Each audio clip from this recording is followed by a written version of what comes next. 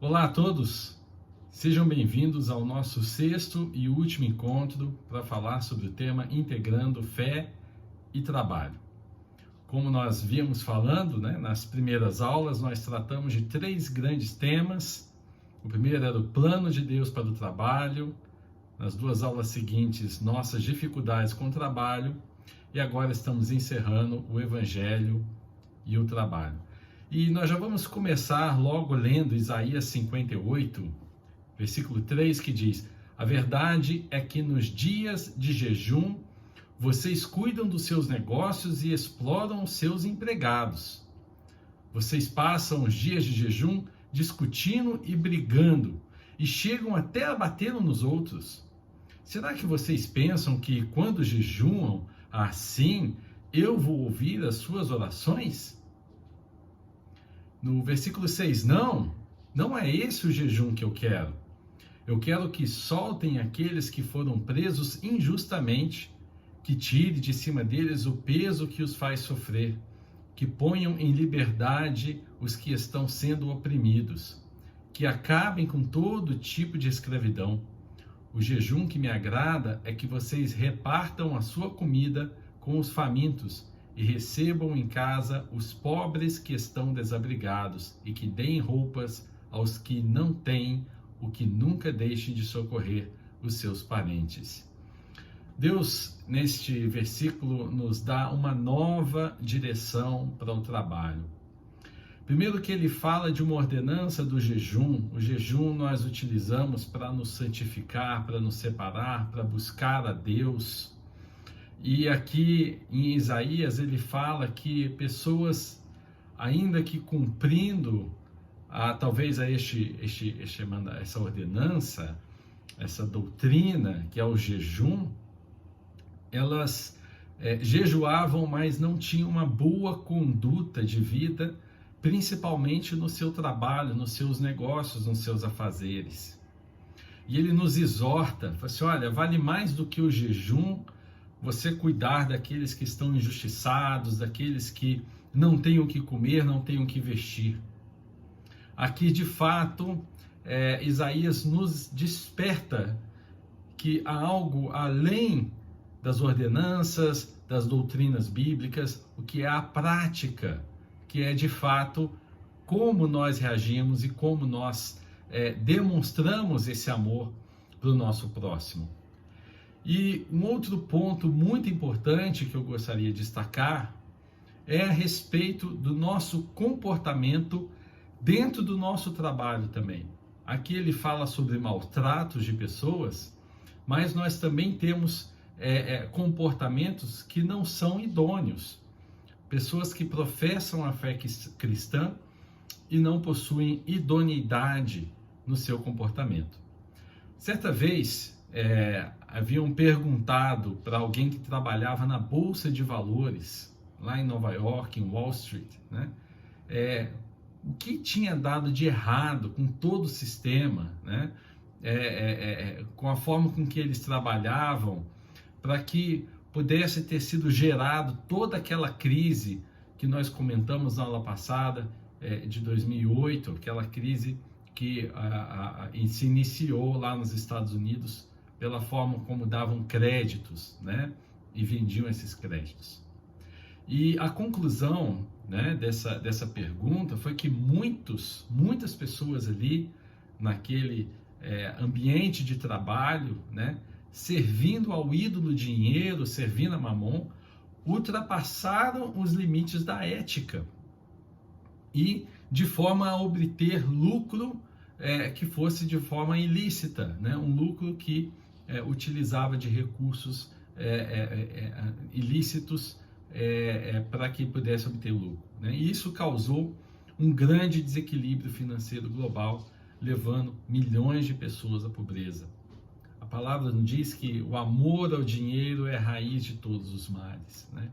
Então, o comportamento no nosso ambiente de trabalho, a gente deve buscar sempre sermos íntegros, sermos éticos, buscarmos reagirmos sempre de forma positiva. Só que existe algo no Brasil que realmente torna as coisas para o cristão brasileiro um pouquinho mais difíceis. Isso se dá pela nossa cultura. Nós brasileiros, nós temos uma relação bastante peculiar com a corrupção, porque a gente já incorporou parte dessa corrupção dentro do famoso jeitinho brasileiro. Em muitas culturas, o nosso jeitinho seria inaceitável, além de ser visto também como uma tremenda falta de educação em muitas das vezes. E a gente se acostuma a praticar estes pequenos atos de corrupção somente pelo fato deles serem aceitos em nossa cultura. E isso pode ter impactos e consequências irreversíveis. Quando nós falamos de ética no trabalho, nós devemos saber também, qual o limite dessa ética. Em Lucas 16, 10, versículo muito famoso, diz que quem é fiel nas coisas pequenas também será nas grandes. E quem é desonesto nas coisas pequenas também será nas grandes. Pois se vocês não forem honestos com as riquezas deste mundo, quem vai pôr vocês para tomar conta das riquezas verdadeiras? E se não forem honestos com o que é dos outros, quem lhe dará o que é de vocês? Olha, a gente deve se atentar às pequenas atitudes, seja num troco a mais que ver errado, ou respeitar a posição da fila, mas principalmente na administração do recurso de outras pessoas. Às vezes somos negligentes na administração do recurso de outras pessoas. Não apagamos uma luz, gastamos dinheiro com coisas desnecessárias, fazemos pedidos, gastamos mais água. Várias situações podem nos levar a fazer mau uso desse recurso. E comportamentos honestos e genuínos são de extrema importância para evitar que nos coloquem, nós como cristãos, numa vala comum de pessoas que praticam pequenos e grandes atos de corrupção. Eu me lembro que, bem antigamente, os crentes, os chamados cristãos, eram muito respeitados pela sua honestidade. E hoje temos toda uma bancada de políticos, de empresários e de pessoas notáveis na sociedade que, infelizmente, não têm dado bom testemunho. Temos sempre, infelizmente, nos decepcionado aí com a atitude dessas pessoas. Então, muito importante a gente entender que o jeitinho brasileiro, ele em muitas das vezes, um ato de corrupção, sim. Quem nunca guardou um lugar na fila para alguém, E nós estamos falando de coisas que podem parecer pequenas, mas elas são muito grandes, comportamentos muito grandes aos olhos de quem nos observa. Isso no ambiente de trabalho é fundamental. Qual comportamento você tem tido no seu ambiente de trabalho? Agora eu quero seguir num outro ponto extremamente importante quando linkamos o evangelho ao trabalho. Como cristãos, a gente tem que entender que nós somos criados para um significado primário da vida, que é ser amado por Deus e amar ao próximo. Jesus, ele nos dá um novo mandamento para que amemos uns aos outros como ele nos amou. Este é o mandamento. Não só quando a gente está evangelizando, quando vai nas ruas, ou quando a gente se abraça ao final de um culto no domingo à tarde. Mas o amor que Jesus amou é um amor incondicional e ele deve ser presente também, sim, no nosso ambiente de trabalho. Paulo já dizia em 1 Coríntios 13, o amor é o maior de todos os dons. Portanto, permanecem a fé, a esperança e o amor, mas o maior deles é o amor. O amor ao próximo, ele estabelece uma nova relação com a ética no trabalho e na vida. O meu ego não é mais priorizado, mas a necessidade do próximo. O que é um ato de corrupção do que quando a gente não aceita, ou quando a gente aceita, na verdade, cometer algo ilícito para benefício próprio, para um bom resultado, para um melhor lucro.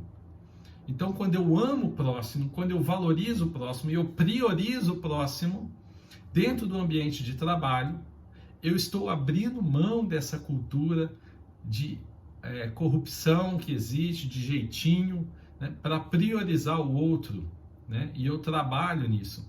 Então, qualquer que seja a sua profissão, você deve buscar e empenhar sempre em amar o próximo, né?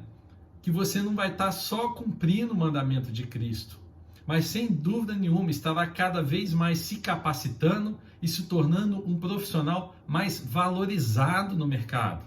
Não só pela ética cristã que passará a fazer parte da sua vida, mas principalmente pelos relacionamentos no trabalho, que lhes proporcionará, né, um maior destaque entre aqueles que convivem com você. Então você passa a fazer a diferença pelo seu comportamento, pelo amor demonstrado pelas pessoas, pelo amor demonstrado no ambiente do trabalho. E não é só aí, nós devemos também, só o amor não seria suficiente para a gente ter ser bem sucedido dentro do nosso ambiente de trabalho, né? A gente sabe que o nosso ambiente de trabalho passa muito pela nossa competência, pelas nossas capacidades e pelas nossas decisões. Então, há algo que deve ser buscado também de todo o coração diante de Deus, e esse algo é chamado sabedoria. Sabedoria. Não existe lei bíblica ou não existe orientação para decisões no dia a dia na Bíblia. Eu vou citar um exemplo: que emprego eu vou escolher? Né? Tem uma opção, que emprego eu escolho? Você não vai achar isso na Bíblia, né? Qual pessoa que eu devo casar? Mas a sabedoria vai fazer com que as minhas experiências e os conhecimentos que eu tenho e que eu busco sejam aplicados da melhor forma possível. Quando eu busco a sabedoria de Deus, as decisões ficam muito mais fáceis de serem tomadas. Elas vêm cada vez de forma mais natural e elas são cada vez mais assertivas. A gente acerta nas nossas decisões. E uma vida de sucesso é uma vida com mais decisões acertadas do que decisões erradas. Então, como adquirir essa sabedoria para que nós tomemos decisões cada vez mais acertadas? Ora, Provérbios já nos diz sobre isso. Aliás, o livro inteiro de Provérbios, né, ele é uma fonte de conhecimento e de sabedoria, né? Provérbios 9:10 diz: o temor ao Senhor é o princípio da sabedoria, e o conhecimento do santo é prudência. Então, temer e conhecer a Deus nos traz sabedoria. E não basta crer em Deus apenas, né? A gente precisa conhecer a Deus pessoalmente, profundamente, termos uma vida íntima com Deus. Isso é fundamental para uma vida profissional de sucesso. Quando o amor gracioso de Deus deixa de ser uma doutrina abstrata, ela se torna uma realidade viva em nossas vidas. O nosso coração é menos controlado pela ansiedade, pelo orgulho. E essas são duas forças intensas que nos levam a reagir de forma insensata e de forma errada nas situações. Quantas vezes não tomamos decisões porque estamos ansiosos, são decisões precipitadas, ou porque o nosso orgulho foi afetado. Quando estamos íntimos de Deus, a gente deixa isso tudo de lado e a gente passa a tomar decisões com mais sabedoria. Muitas decisões erradas, elas brotam da nossa incapacidade de saber do que somos capazes ou não. Nós não temos conhecimento da nossa capacitação. E o relacionamento íntimo com Deus nos empodera. Existe um versículo que eu carrego na minha vida inteira, desde novo, né? Josué 1:9, não te mandei eu, seja forte e corajoso, não temas e nem te espantes, porque o Senhor teu Deus é contigo por onde quer que andares. Nós somos empoderados pelo amor de Deus, pelo conhecimento de Deus, porque é Ele quem nos capacita. Nada que eu faço vem de mim, do meu conhecimento, mas vem do Espírito Santo de Deus, que junta as minhas experiências, o meu conhecimento e me torna capaz, me torna sábio e me faz tomar decisões de forma correta, de forma acertada.